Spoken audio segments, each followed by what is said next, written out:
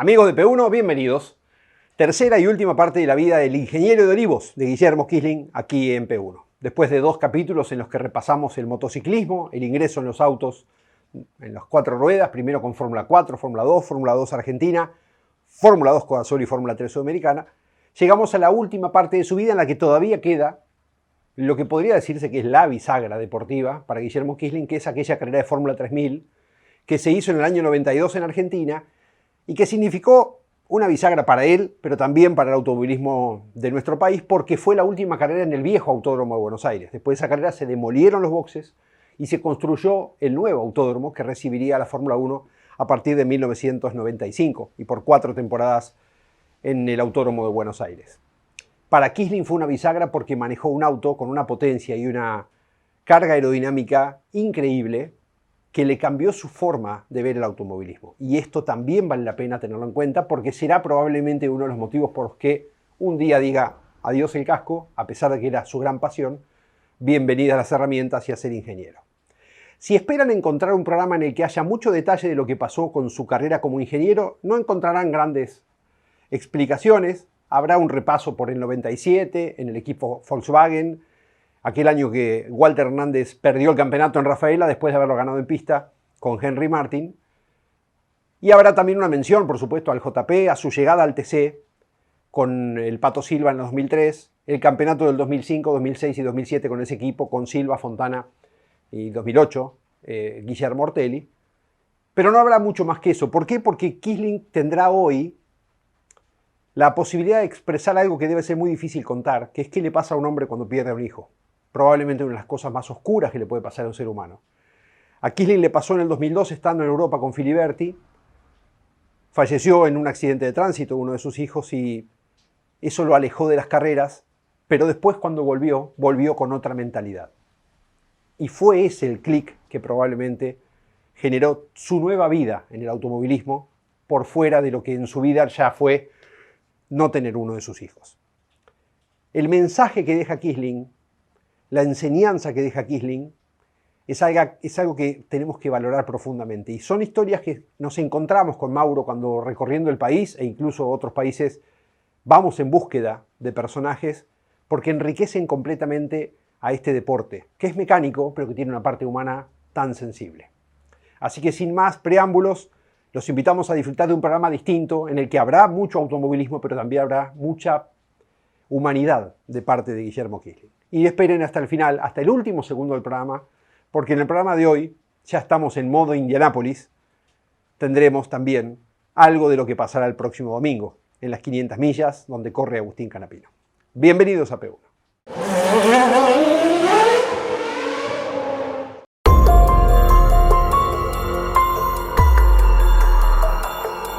Yo dejo la Fórmula 3 cuando ya empezaron a correrse otros compañeros que, bueno, habíamos participado en todo este desarrollo de lo que era la Fórmula, ¿no? Y me incentiva Yoyo a correr en TC2000.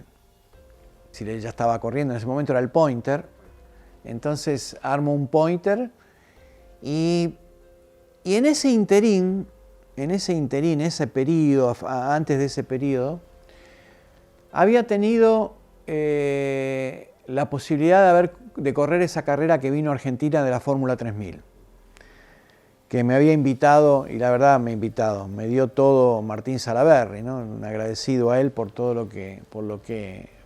haberme sentado en ese auto. Él quería que me siente yo en un auto de eso, y bueno, tuve la suerte gracias a él a sentarme en ese auto. Cuando me siento en ese auto y tengo fueron 3 días, había sido un ensayo previo en la semana y después fueron viernes, sábado y domingo lo que fue propiamente la carrera. Fue el manejar un auto una relación de potencia y velocidad de curva impresionante, ¿no? Es decir, la potencia que podías tenerla puesta en la curva, usarla en la curva porque el auto tenía la capacidad de poder doblar a esos niveles y bueno, era toda una combinación. Ese auto era un chasis Lola, pero realmente a 200 y pico de kilómetros, el nivel de carga que tenía era un auto que era impresionante cómo doblaba y era impresionante cómo frenaba. porque en desaceleración, con la carga que tenía, vos muchas veces al principio, cuando te subías las primeras vueltas, te quedabas largo en los frenados, porque vos frenabas a la apreciación visual, a la distancia que estaba la zona de frenado, y soltabas, pero había como un paracaídas que el auto tenía por el hecho de la carga que tenía y se paraba mucho. Entonces, al principio te quedabas largo, entonces hasta que entendías al auto, podías ganar mucho más en el frenado. Estamos hablando que en el circuito 9 se hacía 1.5 la vuelta, era un tiempo impresionante. Me acuerdo patente las anécdotas de la clasificación, cuando le ponemos al auto, una de las pocas veces que le montamos las 4 gomas nuevas, era un auto que se salía de la horquilla a fondo, se hacía curvona con las 4 gomas nuevas, se hacía el curvón a fondo, se hacía Ascari a fondo y se frenaba en la entrada al mixto para hacer todo el mixto y se bajaba en un cambio menos, pero se bajaba la bajada a fondo también. Era impresionante la carga que tenía el auto, tenía alrededor de 1000 kilos de carga y el curvón se hacía a 280 kilómetros, el curvón del 9 se hacía a 280 kilómetros a fondo, apuntándolo el curvón porque era muy duro la dirección, era tremendamente, por la carga que tenía el auto, la dirección era tremendamente dura. Y bueno, uno en la Fórmula 2, de alguna manera teníamos una apreciación ahí de los 10 centímetros de la pista y demás. Esto con esa dureza era difícil invocar en esos niveles. Lo que pasa que de alguna manera podías hacer con el neumático nuevo el curvón a fondo porque sabías que estaba la carga y el auto lo doblaba. De alguna manera, es decir, poniendo el auto donde había que ponerlo en el curvón, se podía hacer a fondo. Pero era impresionante salir de la horquilla, dejarla puesta a fondo, curvón, Ascari, y bueno, llegar y frenar a la entrada del mixto. Esa fue una imagen increíble, ¿no? Llega el fin de semana de carrera, yo me engripo, lamentablemente, tengo una gripe, y eso me complicó un poco el fin de semana, ¿no? Pero bueno, haber vivido tan fuerte esa oportunidad de manejar ese auto y haber sentido lo que sentí con ese auto, ya era poco lo que me entusiasmaba a seguir en la actividad. Más que ya tenía una edad como para poder decir, bueno, hasta acá llegué. Y tenía un panorama también en lo técnico a poder seguir trabajando. Más allá de que nunca yo comparo lo que fue decir, mi vida, gran pasión fue ponerme el casco. Lo demás fue un hecho, digamos, más allá de que me encante la ingeniería, nunca la comparo con el hecho de haberme puesto el casco. Obviamente me gustó porque estaba en el rubro que me interesaba, pero no son comparables una pasión con la otra. Entonces cuando voy, se arma de alguna manera el TC2000, el Pointer S, empiezo a corro 3 carreras y no me dio mucho sentido seguir en la actividad como piloto, habiendo tenido que mermar tanto el nivel de auto que manejabas, ¿no?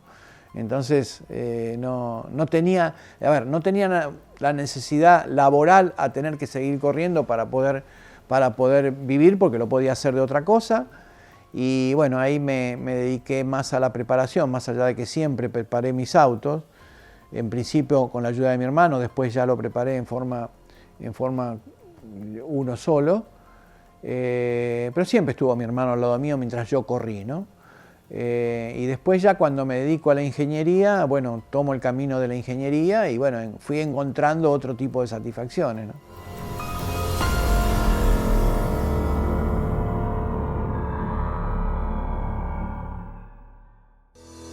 Si estás buscando un repuesto original o alternativo para tu vehículo importado, CBM Auto. Años de experiencia. Miles de clientes satisfechos. Importador directo desde Estados Unidos y Europa. cbmauto.com. Yo, Norberto Fontana, te lo recomiendo.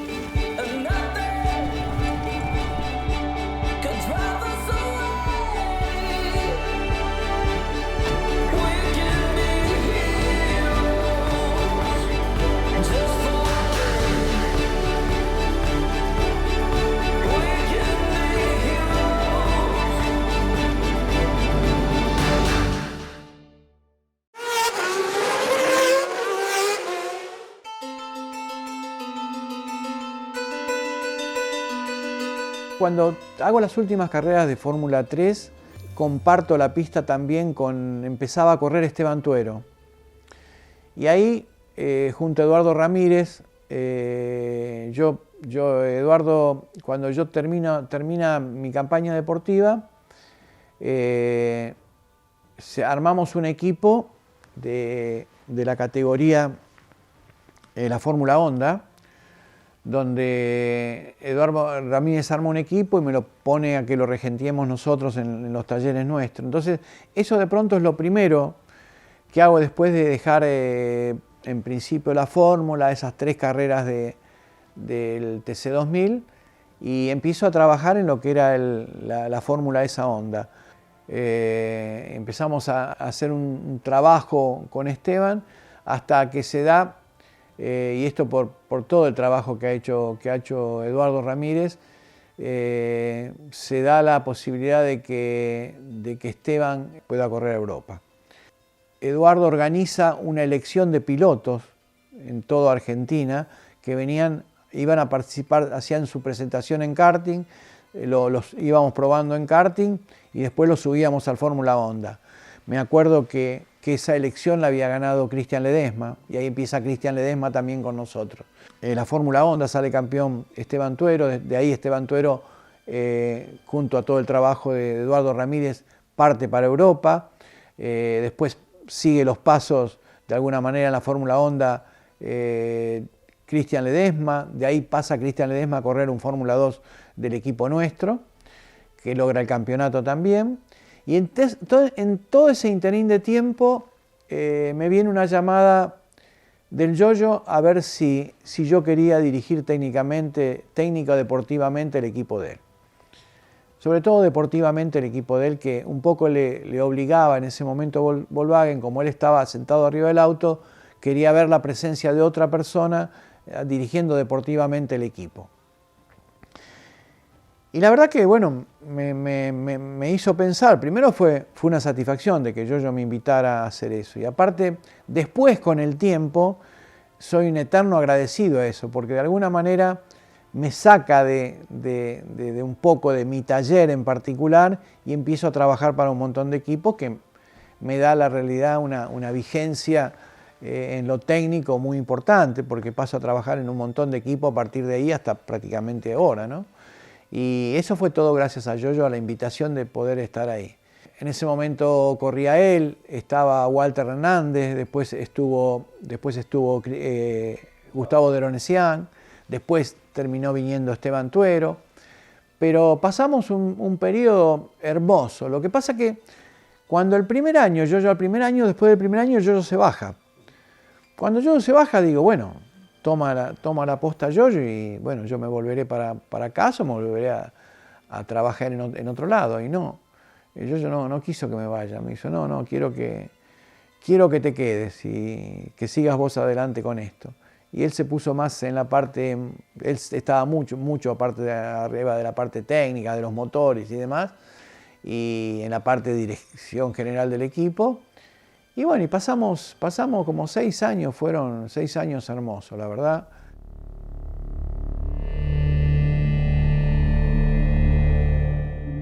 Sí, en el 97 habíamos arrancado muy bien armados. Y bueno, se vieron en la pista los resultados, ¿no? Y de a poco el equipo de Oreste con los Ford fue creciendo y bueno, llegamos a la última carrera muy parejos. Y en la pista, es decir, se había terminado la carrera y se había ganado en la pista el campeonato. Y resulta ser que esa carrera tuvo una bandera roja, en donde los autos se detenían en la grilla. Y el auto de Walter, que era con quien veníamos para pelear el campeonato, sin querer y instintivamente un mecánico se tira al radiador a sacar un pastito que tenía el auto. Y de hecho no estaba bien, eso no era reglamentario. Lo que pasa es que igual la grilla estaba muy convulsionada, no era solo ese toquecito, es decir, el hecho estaba mal, sin ninguna duda, y era sancionable, pero la convulsión que había en la grilla era para pensar seriamente si se podría tomar una decisión así con todo el entorno que estaba pasando en la grilla, ¿no? De alguna manera el hecho del pasto y no tocar el auto era una realidad. También sí no tenía que haber sido una desorganización tan grande porque había mucha gente tocando autos. Es decir, quizá los rivales que terminaban ganando el campeonato no era que lo estaban tocando, pero otra gente de alguna manera estaba tocando los autos también. Pero igual mal de mucho, consuelo de tonto, ¿no? Pero bueno, pasó eso y bueno, no fue un campeonato que podíamos haber ganado y era un campeonato que en ese momento era muy importante para nosotros. Nosotros, con decisiones de la dirección que teníamos, el caso este era de Marga Estranés, un día se comentaba que había un sistema de 4 columnas, que es ahora ahí por todos lados, para probar la eficiencia de la suspensión de un auto, ¿no? La eficiencia de la suspensión y la eficiencia hasta del mismo neumático, ¿no? Sobre todo en presión de neumático y demás. Y bueno, se dijo que en Inglaterra estaba ese coso, en una facultad, que lo tenía ese equipo de pilar de las 4 columnas, ese sistema. Y bueno, sin dudarlo, quien nos dirigía a nosotros, que era Marga, decidió que metamos el auto en un avión y allá fuimos. Y bueno, allá fuimos y se hizo todo el ensayo. Y bueno, un poco a desazón del hecho de haber ido, cuando presentamos el auto y ponemos el auto allá, quien controlaba, quien manejaba esa máquina, dice, la verdad que está bastante bien el auto.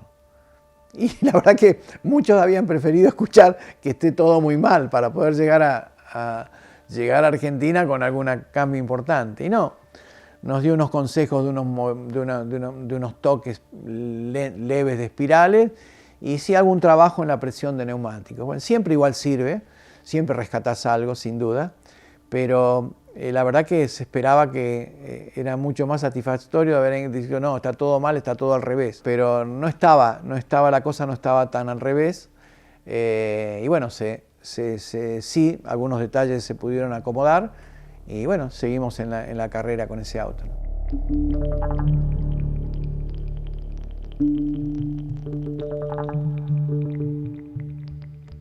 Si visitas Miami, no extrañes lo que dejas por unos días. Visita Las Acacias, el gourmet argentino. Productos argentinos y regionales. Las Acacias, un punto de encuentro en Doral. Encontranos en la 8200 Northwest y la 14 Street.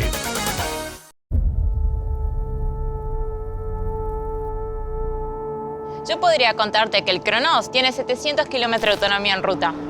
Pero también podría contarte de las 700 escapadas de finde con las que comprobé que era cierto. Yo podría decirte que el Cronos tiene un baúl enorme de 525 litros. Pero también que tiene capacidad para llevar todo lo que se te ocurra. Y yo contarte que su caja automática hace que sea más fácil de manejar. Pero también que la hora pico ahora es otra cosa. Podemos decirte todo lo que querés saber sobre el Cronos. Porque sabemos lo que es tener uno.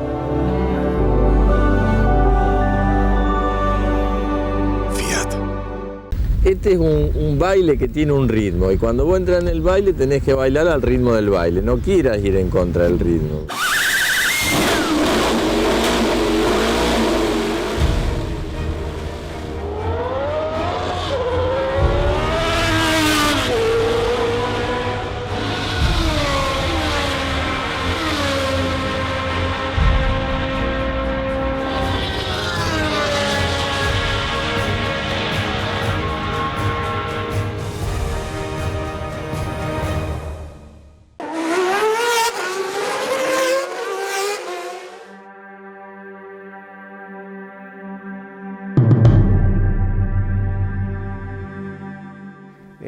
Se termina el equipo Volkswagen, de alguna manera yo no decide continuar a fin de creo que estamos hablando del 2001.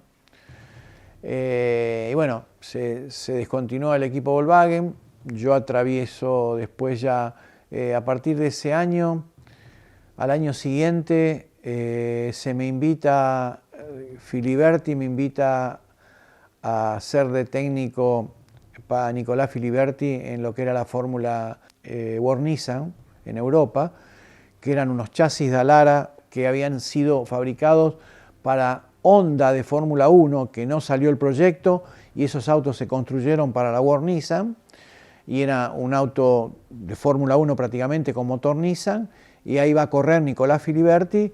La familia de él me pide si yo lo podía asistir técnicamente, y bueno, y trabajé un año hermoso, fue, digamos, esa categoría era hermosa cuando la voy conociendo y demás, y realmente nos va bastante bien. Estábamos en un equipo austríaco, muchas veces nos pasaba, trabajábamos en forma técnicamente yo junto a Nicolás. En la categoría se habían acercado ya pilotos ex de Fórmula 1, era una categoría que estaba muy fuerte, era muy lindo el auto, era hermoso el auto. Y estábamos, como bien te dije, en un equipo austríaco. Muchas veces nos pasaba de trabajar en el fin de semana y el jefe del equipo nos pedía de alguna manera si podíamos usar la puesta a punto que nosotros habíamos trabajado. Pero lamentablemente ese año, que sí lo cumplo todo, en junio de ese año tengo la desgracia del fallecimiento de mi hijo. Entonces, a partir de ahí, si bien termino el compromiso con la gente de Filiberti, yo después me corrí un poco del ambiente. Estaba pasando momentos, fue el momento más duro, junto con la pérdida de mi hermano Jorge, allá en el 68 y en el 2002, el fallecimiento de mi hijo fue muy duro, ¿no? Y entonces eso me hizo de alguna manera, me hizo correr un poco, porque me costaba mucho estar con la gente, muchas veces la gente conocida, que lo veía de alguna manera sufriendo tanto lo que me estaba pasando, ¿entendés? Entonces necesité un tiempo correrme. Y quizás me hubiera corrido por mucho más tiempo, ¿no? Lo que pasa que mis hijos de alguna manera me aconsejaron decir, papá, ¿por qué no seguís en la actividad? Te vas a distraer, vas a estar... Y poco a poco pude sumarme, y con mucha razón ellos me hicieron que yo pude descargar de alguna manera todo eso trabajando en el automovilismo. Trabajé muy fuerte, y eso de alguna manera me hizo superar la etapa tan triste. En la familia unos los pasamos de esa manera, otros se vincularon a estar cerca de Dios y de la iglesia. Entonces, pero todos, la verdad que no fue una época sumamente dura, como es lógico, ¿no? La pérdida de un hijo. Y me pasó una cosa que lo cuento como anécdota muchas veces, ¿no? Cuando yo vuelvo al automovilismo, primero ahí vuelvo con la convocatoria de Alberto Canapino, sobre todo de Juan Manuel Silva, Alberto Canapino, que estaban armando un equipo junto a Gustavo Lema. Entonces, con la convocatoria de Silva y de Alberto Canapino, se inicia el equipo JP.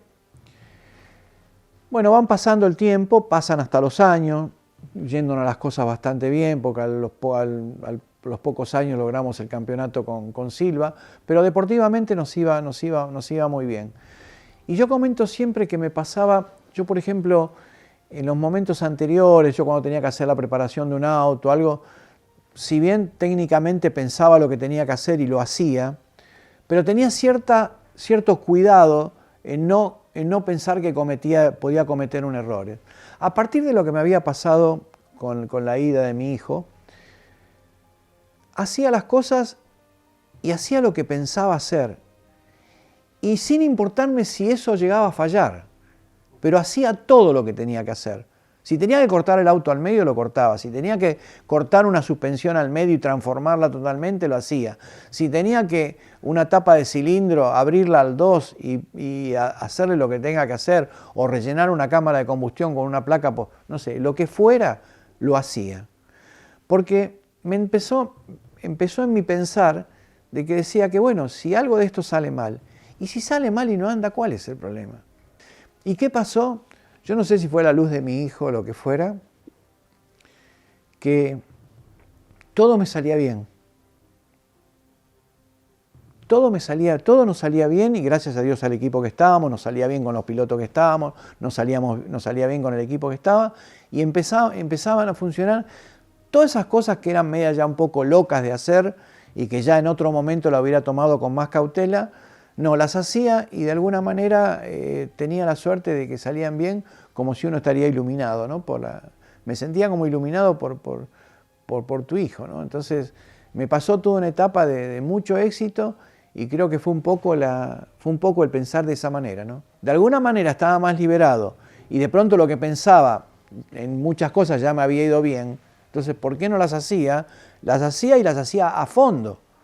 Esa fue la transformación del auto de Guillermo, que traigo el auto que jugaba el nene en Salto, el primer auto que yo salgo campeón con Guille. Es un auto que traemos, de que jugaba el nene de Coso, sí, Mateo jugaba allá, y lo traemos al equipo, y bueno, y se me decidió de alguna manera cortarlo absolutamente todo, ¿no? Todo de alguna manera en el equipo JP, compartido evidentemente con Alberto. El primer campeonato fue el 2005 con el Pato, el segundo campeonato con Norberto, el 2006, después el 2008 el campeonato con Guille. Ahí es cuando se crea el playoff. Venía cortado Silva en el campeonato, y bueno, se decide de alguna manera crear el playoff, y bueno, obviamente que lo complica Silva. Los dos pilotos estaban con nosotros, tanto Silva como Guillermo. Obviamente que fue desgraciado para Silva, porque él venía haciendo un campeonato excepcional, y de alguna manera con el auto de Guille era un auto nuevo que se venía desarrollando, y claro, llegó al playoff el auto de Guillermo con muy buen nivel, y el de Silva también, los dos, y terminaron peleando el campeonato, ¿no?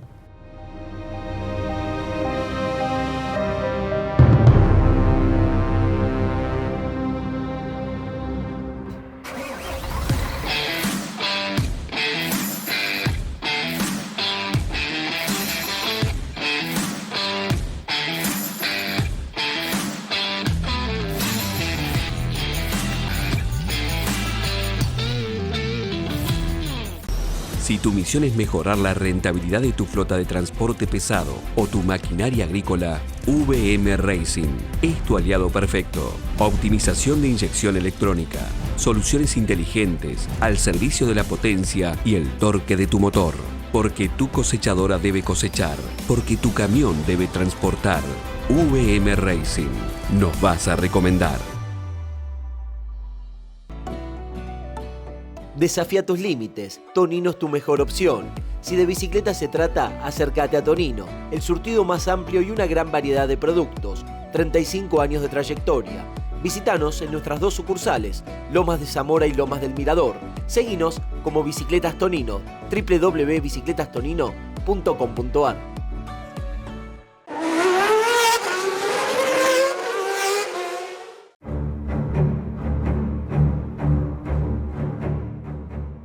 Con Tuero hay algo particular, muy especial, porque fue muy fuerte lo que pasó con Esteban. Con Esteban nace muy de la mano de Eduardo Ramírez, ¿no? Pero nace como pensar en un chico que le apasionaba el automovilismo, que lo hacía muy bien lo que hacía en el automovilismo, el manejar, el conducir. Y de verdad pensar que podíamos llegar a la Fórmula 1, es decir, que hoy te pones a pensar y decís, qué lejos que estamos, ¿no? Y bueno, y lo pensamos y decimos, sí, podemos llegar. Y Eduardo, que de alguna manera es tan atrevido para eso, y tan inteligente para ir resolviendo lo intermedio para poder llegar, bueno, la cuestión que se llegó. Y todo eso fue, me acuerdo, en una reunión que nace en una parrilla que se llamaba Palmeras, acá en Olivo, donde nos juntamos Eduardo Ramírez, Esteban Tuero, yo y Rafael Balestrini. Nos sentamos en una mesa a ver cómo podíamos hacer para pensar en poder llegar a la Fórmula 1. Y bueno, y a partir se empezó a hacer un montón de cosas porque no fue directo a apuntar a la Fórmula 1, se fue apuntando un montón de cosas, entre medio un montón de vicisitudes donde no se llegaba al presupuesto, en eso era muy hábil de alguna manera Eduardo para comprometer empresas y demás, lo ha hecho muy bien. Y bueno, y después a veces la soledad de Esteban en Europa, que había que acompañarlo, llegó a ir hasta la madre acompañándolo, decir a ver quién le mandamos. Y la verdad que fue una etapa donde yo de alguna manera firmo mi trabajo con Volkswagen, entonces de alguna manera no lo había podido acompañar porque me parece que me hubiera gustado mucho poderlo haberlo acompañado en Europa, ¿no es cierto? Pero bueno, como te dije antes, nosotros cada uno necesitamos también tomar nuestro camino, laburar, digamos, traer la plata a casa y que tu familia pueda seguir. Entonces todos teníamos que tomar caminos de alguna manera que a veces no eran fácil resolverlo. Pero de alguna manera esa fue una materia pendiente que a mí me queda, ¿no? Evidentemente para tener tanta necesidad de volver, en su interior, no sé si era malo lo que vivía, pero él se estaba sintiendo de alguna manera, no se sentía bien.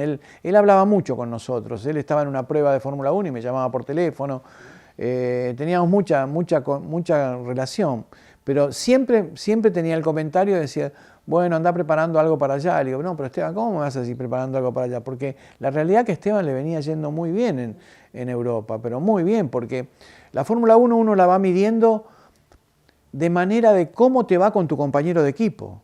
Es la forma de medición, porque vos tenés distintos niveles de auto. Entonces, no es fácil decir, a ver cómo le va a tal persona si viene clasificando 14 o 15. Vos tenés que ver dónde está posicionado su compañero de equipo, que es el que tiene el mismo elemento de alguna manera que tiene él, ¿no? Para compararlo. Y realmente en todos esos análisis siempre salió aprobado Esteban, ¿no? Pero bueno, pero estaba siempre en él la idea de volver, a tal punto que siempre me decía, bueno, de hecho volvió y lo terminamos poniendo con Yoyo en el equipo Volkswagen, ¿no? Era muy chico él, Esteban era muy joven, tremendamente joven. Entonces, ciertas cosas que pensás a una determinada edad, seguro que a otra no la pensás.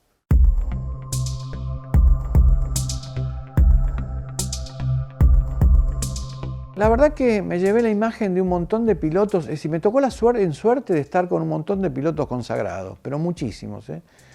Y siempre lo comento, el nivel de bondad, de calidad que tuvieron y de buena persona que me tocó transitar con todos esos nombres que pasé, fueron excelentes. No tengo, tengo lo mejor de los recuerdos con casi todos los nombres esos importantes que tuve en suerte pasar, ¿no es cierto? Pero bueno, me quedó emociones muy grandes, el caso del campeonato de Silva, el caso del campeonato de Norberto, otro personaje increíble. El Pato, he pasado tiempos familiares juntos, veranear juntos. El caso de Norberto es otro personaje, otro ser humano increíble. Ya dejando de lado de piloto, ¿no? Pero como piloto han sido excelentes y como personas han sido excelentes. Y muchos otros pilotos que han pasado con nosotros, ¿no? Y que hemos tenido suerte de ser campeón. Me tocó ser campeón en alguna categoría con Santero, que hoy es un piloto que está... Y así pasamos con muchos chicos, ¿no?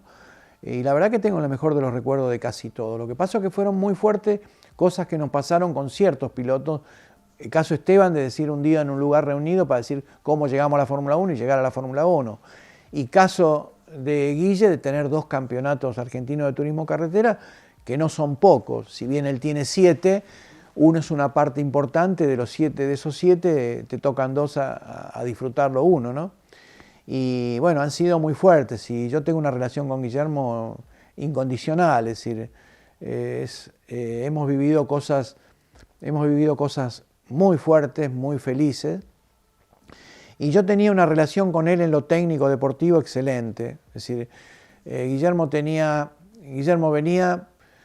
terminaba de andar, nos entendíamos muy bien en lo que él sentía del auto, lo comentaba, yo me lo quedaba a estudiar a ver cómo lo solucionaba, y la gran virtud que le consideré siempre a Guillermo, que cuando volvía a subirse a ese auto que él dejaba para que vos se los acomodes, él pensaba que se iba a subir al mejor auto del mundo. Y a veces pasaba y a veces no. Pero no importa, la actitud esa del piloto vale oro. Y eso le saca más rédito todavía, le saca más rédito al auto ese que vos le pusiste. Que si vos lo hiciste bien y se lo pusiste bien, va a ser un cañón. Y si lo pusiste mal, va a ser menos malo, porque le va a poner mucha cuota de todo eso. Esas son virtudes que tienen ciertos pilotos. La primera cosa que pasó en los últimos tiempos fue la famosa pandemia, la cual eso me hizo separar un poco de las carreras, porque me cuidé mucho en lo personal, me cuidé mucho.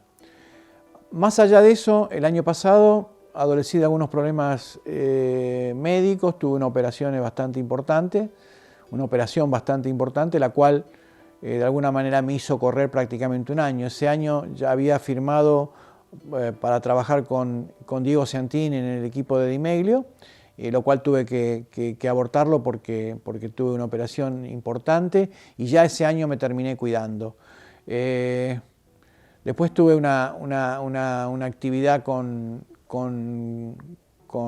Fontana, con Norberto, pero ya poco a poco me fui corriendo. De todos modos, a ver, no es que esté pensando en correrme del automovilismo, sino tuve que tomarme unos tiempos por una serie de cosas personales, de los cuales tiene que ver la parte médica, pero me cuesta, como lo digo siempre, me cuesta mucho no estar pensando en un auto de carrera.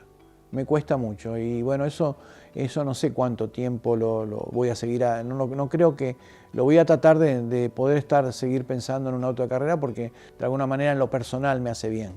No sé si con la presencia que he tenido hasta ahora, hay que ver cómo de alguna manera lo reparto, pero me vuelvo a repetir, tengo la necesidad de estar pensando en un auto de carrera o en cosas involucradas a este donde pueda aportar mi experiencia o donde pueda aportar mi asesoramiento. Hay muchas cosas que la gente estando en el ambiente no se da cuenta, y que vos cuando tomás un cachito de distancia empezás a... Es decir, todo este tiempo a mí me sirvió para capitalizar un montón de cosas que en la vorágine, ¿viste? no la podés capitalizar, no la podés, no solo capitalizarla, armonizarla y poderla explicar. Cuando vos, de alguna manera, te vas quedando más calmo, más tranquilo, sin la necesidad imperiosa de ciertas cosas, vas pudiendo responder, porque vos mismo respondés, automáticamente respondés vos a las cosas que vas pensando, eso te da un panorama mucho más grande de la cosa. Y en eso sí, me gustaría tener un asesoramiento para poder ayudar a gente que le vaya mejor. A mí de alguna manera me gusta transmitir, me siento bien transmitiendo lo que uno sabe bien o mal, no importa. Yo pienso que de alguna manera, a través de la experiencia que hiciste, lo que hoy podés transmitir es porque lo has corroborado muchas veces. Si no, cuando estás mucho más joven, podés creer cosas que pueden funcionar de una determinada manera y sin querer la transmitís creyendo que están bien y estás equivocado porque no la pudiste corroborar. A través de los años, hoy hay muchas cosas que comentás que estás muy seguro que pueden ser realidad y que pueden ser ciertas. Y a mí, por ejemplo, me da mucho placer, más allá que no hago pedagogía, pero bueno, la podría llegar a hacer, no tengo problema. Me gusta mucho transmitir los conocimientos que me dio todo esto y que a veces también me lo regalaron otras personas que me lo hicieron saber. Más allá de que soy muy analítico, así vos me contés algo que te parece, yo lo voy a analizar, pero hay mucha gente que le vi hacer cosas que me sirvieron y que las valoro mucho y quizás por eso, de respetar tanto a esa gente que me enseñó cosas, a mí me es fácil transmitir o decir lo que puedo saber. Porque te vuelvo a repetir, creo que lo que puedo transmitir, lo que sé hasta hoy, mañana lo tengo que mejorar para seguir teniendo éxito en la actividad.